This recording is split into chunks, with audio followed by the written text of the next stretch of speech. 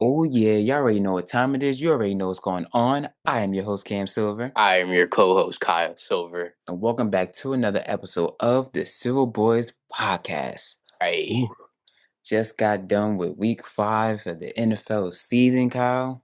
sir, A good sir. amount of a good amount of games that happened. Has some pretty good upsets too, as well. Yeah, we had some crazy upsets. We were together on Sunday night watching the games together this past week for week 5. And some things was happening out in that football world that, I know I wasn't expecting, so I'm sure you weren't expecting either. Yeah, Some wins, some teams got some wins and some teams got some losses that shouldn't have happened. yeah. So let's recap. The Niners on Thursday night were able to defeat the Rams 23-20.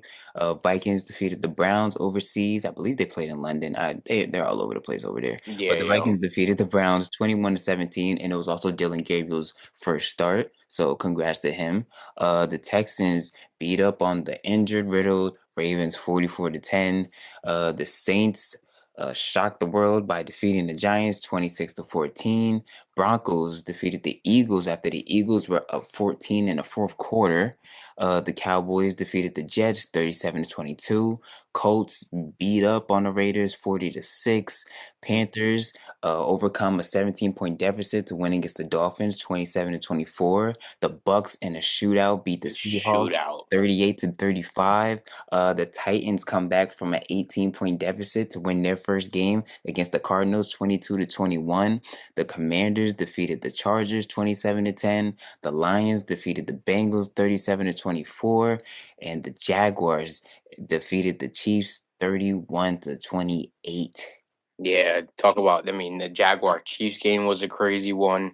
I'm actually happy for Travis Hunter, Trevor Lawrence, and those boys to get a Mhm. signature win over the Chiefs because that's something that they needed definitely. I think just the Chiefs being who the Chiefs are, it's always good to get a win over them. And get a W in that column.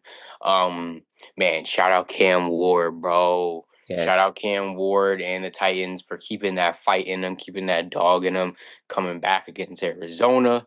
Arizona was just, they were pretty much in control for the first 3 quarters. And then homeboy dropped the That, football yeah. at the pretty much at the 1 yard line, drops the football, gets it to A so touchback. becomes a touchback. Yes. Mhm. And then that's when you can definitely tell. Me and you even looked at each other and we were like, oh man, like the Titans could come back if they score, stop, get another score, they got it. And that's And and exactly. and they had got that stop on that funky fumble Yes. that happened. I think it was an interception, then it was a fumble, and Oh yes, then yes, yes. I remember what you're yep, talking about yep, now. Yeah, yep. yeah, yeah.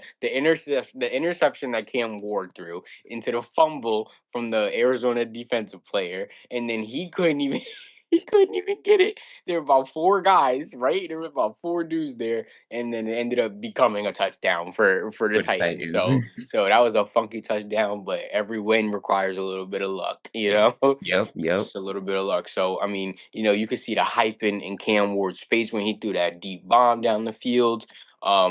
So I'm happy. I'm happy for Cam Ward more than anything else. Just because he got his first NFL win, and the season doesn't look so dismal right now. Right, right. Yeah, it You know doesn't what look I it mean? doesn't look so dim for them at Yes. this Yeah. point. Exactly. Yeah, wow, just what a crazy Sunday and Monday. The Broncos defeating the Eagles was one I Hmm. was watching where I'm like, like the Eagles really could not move the ball, and they just did. Like Drew Brees said, it's like and it's something that everyone has been saying for a while. The offense is not, they're not flashy or nothing like that. They get the job done, they get wins and things of that nature. But the problem is when they're off kilter and they can't get the run game going, and all of a sudden you need to throw the ball, you can't get in touch with AJ Brown, you can't get in touch with Devontae Smith. You can keep doing it to your tight end, but your tight end, he's not going to be the one to push you over the hump. I was about, and like it's a lot of short yardage situation things when it comes down to Dallas Goddard too. He's the safety net, he's the check down guy pretty much. Um, yeah, that Eagles loss to the Broncos was not a good loss for them. They're not trending upwards, I should say. Mhm. But I mean, last year 2-2, we still had some reservations about them, and they went on to win the Super Bowl. So my reservations as of right now aren't completely there, but I can see how the Eagles are going to just like fumble their season away. I could definitely see that Yeah, coming as yeah, well too, especially with some of their defensive guys being out as well too. yeah. No, it's gonna be interesting just to see them along the way and see how this offense, if they can get it going. Like I've said last week, with the new offensive coordinator and everything, what are they going to do to try to get guys like AJ Brown the ball more, Devontae Smith the ball more? How are they going to create these running lanes for Saquon to run up and hopefully make plays that he was making last season? Yeah, definitely. But yeah, that's gonna be that's gonna be something to watch. Like I said, ooh, the Saints, man. The Saints were able to get one over the Giants 26-14. Um, Jackson Dart had what, three turnovers? Yeah. I felt like everybody that touched the ball on that Giant squad after they scored those first two touchdowns. After it felt like everybody that got the ball somehow, some way figured out a way to fumble or just turn the ball over at some point. Yeah, just providing opportunities for the Saints offense to get back on the field. The Saints defense was holding up very well against us, that Giants offense. Um, you know, it ebbs and flows. I'm not going to get too much on Jackson Dart at all for this game. With every good comes a bad, you know what I mean? So I'm gonna chalk that up to the saying that I just said, that it's Hmm. just the ebbs and flows of the NFL season. He's still a young boy. He's still learning. I don't think Scatterable will be fumbling a lot in his career. Those are things that can be fixed. Nonetheless, is what I'm really trying to say here. Those are things that can be fixed. And just really trusting Jackson Dart to use his legs more is a lot more important, I think, too, just because of where he's at in the system, how Right. young he still is, and what he can do if that pocket does collapse. Yeah, yeah, yeah. I'm on the same page with you. Second start, so things are bound to happen. Obviously, Saints just had their number that day, and sometimes that fumble bug just finds you, and Yeah. you just turn the ball over a little too much, and things just don't go your way, and that's all right though. Um, Wanted to talk a little bit about Dylan Gabriel's first start. 19 for 33, 190 yards in the air and two touchdowns. He looked pretty good out there. Solid. He looked really good out there. Very, very solid. Could be the Browns quarterback of the future. We know that Joe Flacco just got traded to the Bengals Mhm. as well. And, that was something I had brought up to you on Sunday as well. I was like, how Cleveland got four quarterbacks, but the Bengals don't even got one. Yeah, yeah. After Joe Burrow, because I'm not counting the other dude as a quarterback, man. I'm just not. Oh, Jake Browning. Yeah, I'm not. I'm just not. He had one good throw to Jamar Chase, one good throw, and then the other one he was wide open, so he had to make that throw. Yeah. Okay. That's all I'm gonna say. Hopefully Joe Flacco could come in and provide some things for him, but um, it was also Dylan Gabriel's first start, so you gotta take this as a week by week basis type of thing. I'm not gonna put too much stock into it just because it is week one. All right, he had 190 yards, 19 for what, 33? You said. Yeah, 19 for 33, yeah. Yeah, 19 for 33. I mean, it's a solid game. It's a Yeah. solid game. He was able to hit his targets, find his targets. So I think Dylan Gabriel will be fine. I think he proved something that he is worth having being a starter. You know, Yeah. I take him over Bryce Young. God damn it, honestly. Yeah, I. no, he's very decisive with his Mhm. where he wants to throw the ball. Mhm. He knows when to leave the pocket, when to scramble. He knows when he understands finding the open man. So I love that for them. I think that he can be I think he can be their franchise quarterback in the futures. But like you said, just his first start. This is a week by week basis at this point. So we'll just have to wait and see. I think the real story here is the fact that the Browns won't decide on who their QB2 is, which, in my opinion, it should be easy. It should just be Shador Because instead they of don't they also have Kenny Pickett. No, no, no, no. No. They trade or they cut. They either traded or cut Kenny Pickett in the after training camp or whatever after preseason. Okay. But I know it's Bailey Zappi who's on the practice squad. So when was the last time he So got it's traded? Dylan Gabriel, and then they're choosing between Bailey Zappi and Shador. Basically, Yeah, I don't like that. I don't like that at all.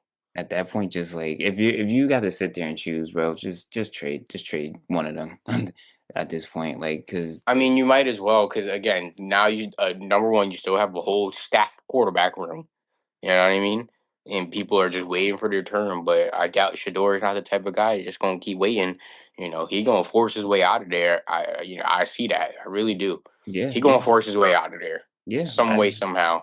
And I wouldn't blame him. I'm pretty sure there are a few teams out there that would like to at least try him out or would like to at least have them behind an established quarterback that a team already has where it's like all right if this guy goes down or we're down we're all the way down in the late in the game we just put him in, we just let him rip the ball. But yeah, the way that the Browns are handling this are it's very poor. It's Hmm. very yeah, it just doesn't look It's good. questionable. Yeah, it doesn't look good for their organization right now. Hmm. Another game that I forgot to mention was the Patriots beating the Bills 23-20. Giving the Bills their first loss of the season, man, which I Yeah. didn't. I ain't see the Patriots beating them. I'll tell you that much, Yeah, brother. no, I did not have that on my bingo card, but it was something that was talked about a little bit by Dan Orlovsky. Dan Orlovsky did say that this could be an upset, and long and behold, he was right. He was right. He was right. It was a trap game, definitely. Yeah, yeah, It's a trap game. most def. Now, and now the Patriots are 3-2, and now they're a team to kind of, You gotta a team watch that, out for. yeah, yeah, you got to look out for them. Drake May looks really good out there. Mm, Looks really good out there. 22 for 30, 273 yards in the air. damn. Yeah, man. Yeah, he looks good out there. And he was 273? and he was zipping it to Stephon Diggs. Stephon Diggs had 10 receptions for 146 yards. Okay, Mr. BBL, go crazy. Go That's crazy. Go crazy. No, Cardi I B did see working out there. I seen the I seen the highlights of that game, and Stephon Diggs was definitely doing his thing, Yeah, looking like he was able to get open whenever, wherever on that Bills defense. And for Drake May to come in and throw the ball away that he did on a Bills defense says that shows some cracks in the armor. yeah, yeah. It It says shows a some lot. cracks in the armor. It says a lot, man. He was finding his guy the whole time. Whenever Drake May needed someone to be open, Stephon Diggs was just a guy. And he's the perfect dude for a rookie quarterback to have, Yeah, yeah, for second year Second year, quarterback. excuse me, second year. Yeah, for a second year quarterback, perfect, honestly, in my I honestly, opinion. I forgot he played last year. He was just Yeah, he irrelevant, he he kind of. played he played a little bit. It A wasn't little even bit. I'm not even gonna say he was irrelevant. The team overall itself was irrelevant, but Thank yeah, you for the no, he correction. Yes. yeah, they just had trouble, Mm-hmm. making noise, but also how much noise can you make when you have the Bills in your division, right? Nah, yeah, facts. But that right there is a good statement right there to let everybody know that them They some can be things, taken seriously. yeah, some things might be changing in that AFC East with the Jets falling to the wayside and the Dolphins falling to the wayside. So yeah, Phew. it Yeah, might not be as easy as the Bills thought it'd be.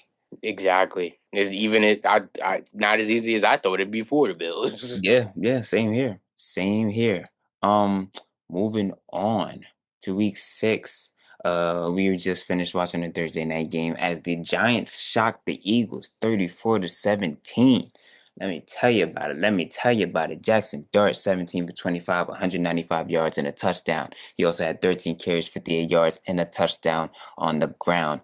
Cam Scatterbull, ooh, Scatterboo. 19 carries, 98 yards, and three touchdowns. My boy had a hat trick out there. He was out there rumbling, bumbling, stumbling. You would have thought that he was Saquon Barkley out Yo, there. oh That's how good he God, was no. looking. What? Oh God, What? By the end of the game, You could see it in the Eagles' body language. They did not want to tackle him at all. No, not at all. He was running. He was running through people's faces and running on top of their dead corpses, and that's what I love. And I'm about to get me a Cam Scatterbull 44 jersey. I It's might have to give 44 me and one six. too. It's 44 and six in the trap, son. What? I counted us out. I ain't gonna sit here and lie. I counted us out before the game. I ain't gonna sit here and lie to you people. But like I said last week, I've never been so happy to be wrong. You know what I mean? Never been so happy to be wrong. What a great game. I've been saying this too. If that Giants defense can hold a team to under 21 points, we can win a lot of freaking games. Hmm. Um and that's what they were able to you know, till like late in the game, like that the New York defense was able to hold that Philly offense very, very well. Yeah. Um, and then just putting a lot of pressure on the Philly defense to stay out on the field for prolonged periods of time. Their drives weren't ending quickly, which was a big problem that I always had with the Giants. Felt like it was a lot of just three and outs as soon as they got the ball. And Mhm. no, they were extending drives at one before like the half or like right after the half. They were like 9 for 11 on third down conversions. Yeah, which is crazy to say, especially against that Eagles defense.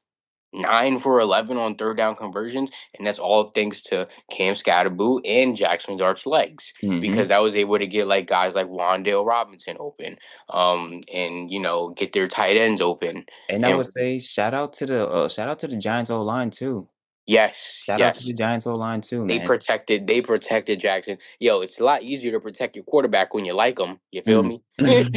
It's a lot easier when your quarterback got some moxie, got some swag on you. Um, As a Giants fan, I'm very happy. I don't have to hear no Eagles fans talk this week. I don't have to see Gilly's stupid dance no more for right now. I'm very happy about that as well. Anytime I get to see a Eagles fan down in the slums, down in the depths, it's a glorious day. It's a glorious day. And like I was telling you before we started, last Thursday night football win for the Giants was 2015. I wasn't even in high school yet, guys. Yeah, Wasn't man. even in high school yet, but I'll Big take it. I'll take it 10 years later. Let's go. Yeah, yeah, big win. Even on the Eagles side, Hurts 24-33, 283 yards and a touchdown and an interception. Barkley, 12 Crucial carries. interception. Yeah, Barkley, 12 carries, 58 yards, so little to nothing there. And like we had talked about earlier about, this passing game, Goddard with 9 receptions, 110 yards and a touchdown. Like we said, your tight end is great. Love the tight end. I love Dallas Goddard, but he's not going to be the one to get you over the top. It's the A reason lot why of you short. signed. It's the reason why you signed AJ Brown to the contract that you signed him to. Hmm. He still did well, 6 receptions, 80 yards, but still, when you needed a guy, that's supposed to be the guy, either him or Devontae. Devontae, 4 receptions, 49 yards. Got to figure Couldn't out a get way to. him. They couldn't get to They him. couldn't hit those guys. Jahan Dotson. Jalen Hurts couldn't hit him, man, and that's been Yeah, a problem for the last couple weeks now. yeah, yeah, yeah. Jahan Dotson. He tried to get Jahan, and then that's when he threw the interception. That was a near pick six. So, and it ended up in Giants points again. So, Hmm. that like I said, the offense they just have to figure it out on that Eagles side because if they don't, there are full on threats that are coming in this NFC from the Bucks to the Lions to the Rams. The Packers. Packers. There are teams for real on this I NFC might even side. have to throw the Cowboys in there, dude. Yeah, yeah, because of their offense. Their offense is something, man. They Like putting up points, they boy. putting up points, and this is without CD. So imagine when CD comes back. Yeah, man. Eagles got to be very careful right now because they are playing with fire. They're And this about is they about this close to just falling off the whole season, dog. and this is something that no one talked about much because everyone's like, "Oh yeah, the Eagles are this resilient team." Have you noticed that I think all of their games so far, except for this one, have all been decided by one scores? I mean, we could say the same thing about the Bucks though too, because the Bucks been going through that too. But I have a little more faith in the Bucks because I don't have a problem with the Bucks offense. Very true. Very true. But the thing I'm trying to compare is what was the tone that everybody had with the Kansas City last year? Very much so. Very much so.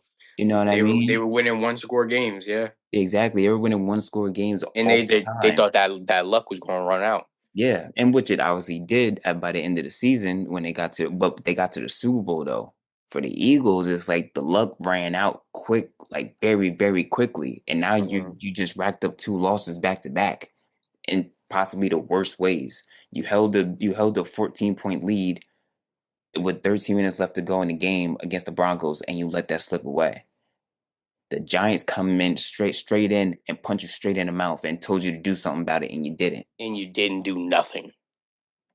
Saquon got wrapped.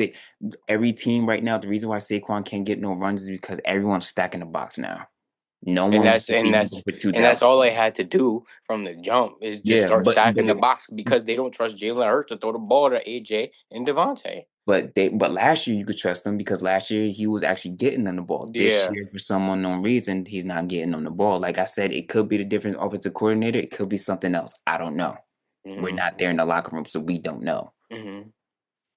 The Eagles is possibly the only team that I know that had to hold a players or captains only meeting after just one loss. Now imagine what's going to happen after two. To some questionable teams that they should have beat. Easily, Yeah. easily. They should have beat the Broncos, but also the Broncos are a tough team. That's a team that has something that will have something to say, I think, when playoff time comes. Mm. But it is what it is. Moving on. How's football? College What football. How's football was really good to us last Talk week, to I me. would say. Talk to me. Um, uh, Alabama got their revenge on Vandy, Yes, they did. Yes, which they did. which Roll was Tide. yep, which was fun to see. I loved seeing that. Ooh, you already know where I'm about to go. Oh God. You already know where I am about to go. What in the world happened to Penn State, Kyle? Don't ask me. You know I don't like Penn State, son. For all those who do not know, UCLA had just fired their head coach and offensive coordinator. Penn State, yes, they lost to Posers. Penn, Posers. Penn State, yes, they lost to Penn Oregon. posers, son. Penn, I've been saying it for years. Sorry. Penn State, yes, they lost to Oregon. That's fine though. I could live with a loss to Oregon because Oregon's a top three, top four team easily. Cool. Now the label is okay. James Franklin can't win the big games. Well, apparently he can't win the low ones either because how in the world do you lose to a team that is 0-4 and just lost their head coach and offensive coordinator? And the crazy thing is, Penn State's not gonna fire him. You want to know why? Because the buyout contract is $50 million. Ooh, so they stuck with him. I love to see it. Yes, there's no amount of there's no depth, there's no end to my disdain for Penn State. Okay, there's just I don't have no rhyme, no reason, no explanation. But I'm glad that they got whooped by UCLA, who just fired their head coach. You know, I'm very happy to hear that. I don't know what's going on with Penn State. You know, they're a roller coaster, son. They go up and down. They go up and down. One Yeah. year they're here, one year they're not. One year they're here again, and one year they just suck. Like it's just bad. And now they've gone from the number two team in the country in the preseason. Last week they were the number seventh, and now they're not even ranked. Another team that sucks, Texas. What in the world is going on there? They were the number one team. Then last week they lose to Florida 29-21 as they were ranked number 9, and then after that they go unranked. Damn, yo, let me just say this. Number one, I'm happy with Jackson Dart. I don't need another Manning, okay? Let me say that, number one, because this other Manning ain't that. He ain't that.